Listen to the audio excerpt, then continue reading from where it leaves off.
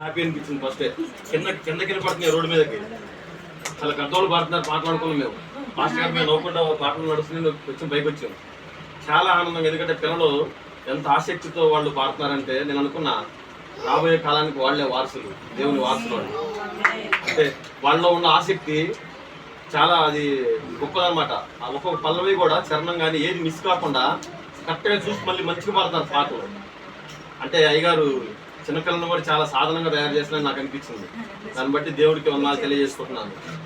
మరి ఇక్కడికి వచ్చిన కుటుంబాలు మనం అందరూ ఎక్కడెక్కడో నుంచి వచ్చి మనం ఇక్కడ సమకూర్చున్నది దేవుడి చిత్తం అనమాట. మనం ఏర్పరచడానికి దేవుడు ఆయన ముందు ప్రణాళిక ఉండబట్టే మనం అందరూ ఇక్కడ సమకూర్చబడ్డాం.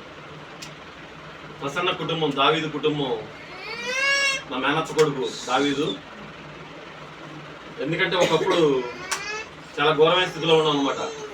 దావీదు కానీ నేను కానీ. ఇప్పుడు అమ్మాయి చెప్పింది పాస్టర్ గారి గురించి.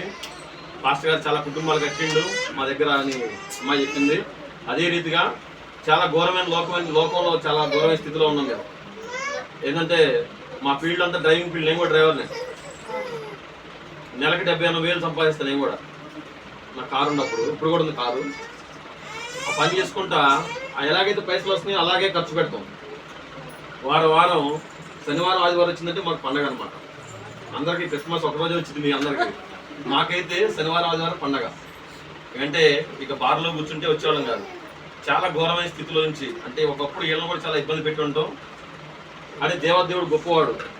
ఎందుకంటే ఆ దేవుడు ఆయన ప్రణాళిక ఉంది కాబట్టి తల్లి గర్భం ముందు పుట్టక ముందు నేను ఎన్నుకున్నవాడు నేనన్న దేవుడు ఆయన ఏర్పరచుకున్న ఆయన చిత్త ప్రకారం దావీదుని పట్టుకున్నాడు.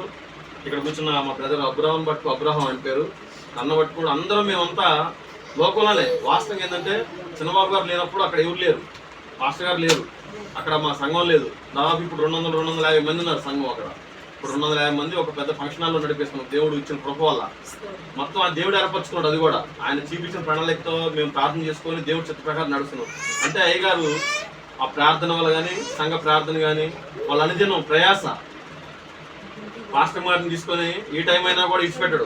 పాస్టర్ గారు తీసుకొని ప్రతి ఇల్లు దర్శించడం, సాయంకాలానికి కుటుంబాల ఆదరణ చూడటం, వాళ్ళ గురించి ప్రార్థన చేయటం.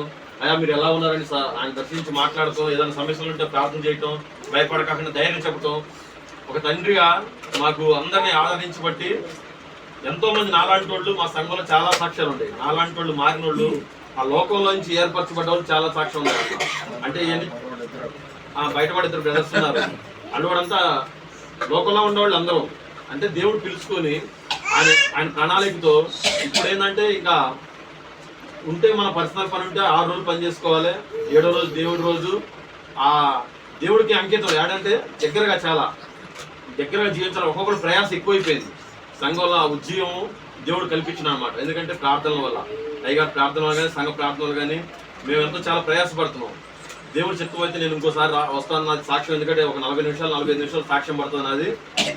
ఒకసారి అయ్యగారితో మాట్లాడి దావీదుతో మాట్లాడి ఒక రోజు వస్తా కంపల్సరిగా నేను సాక్ష్యం పంచుకుంటా. ఎందుకంటే టైం లేదు కాబట్టి నాకు ఇచ్చిన అవకాశాన్ని బట్టి దేవుడికి వందనాలు తెలియజేసుకుంటున్నా. చిన్న మాటలు దేవుడు దీవించింది కాక.